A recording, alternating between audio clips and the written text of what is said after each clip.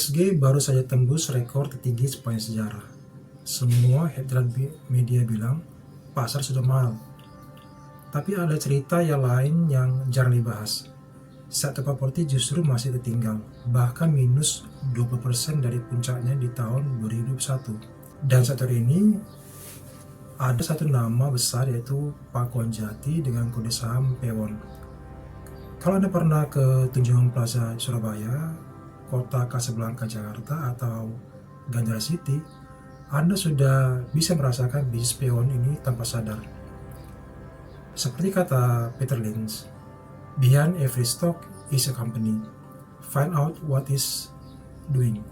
Hari ini kita akan melihat apa yang sebenarnya dilakukan oleh PEWON dan apakah sahamnya layak masuk radar Anda sebagai investor.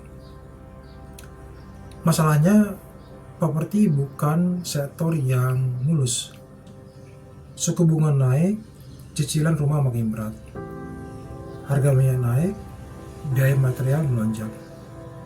Di semester pertama tahun 2025, penjualan tanah PEWON turun 29%.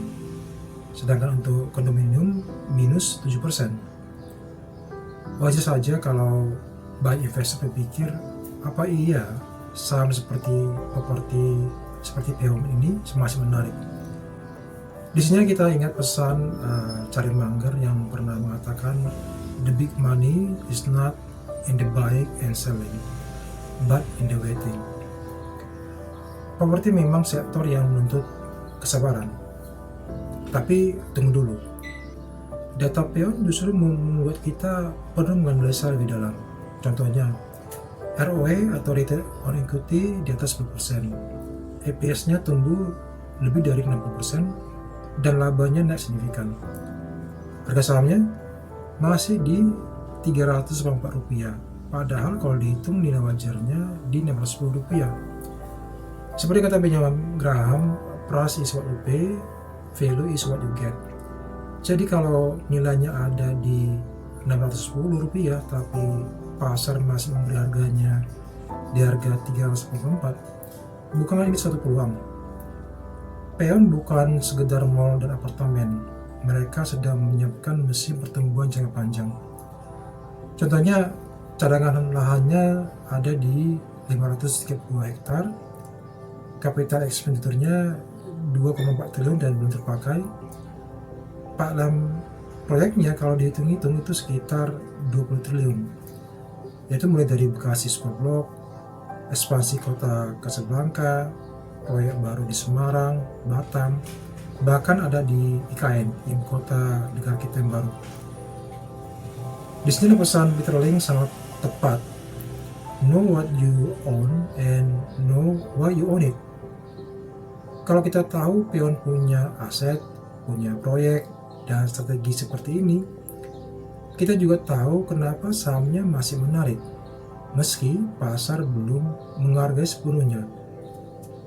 Sekarang, saya mau ajak Anda mikir sama-sama ya.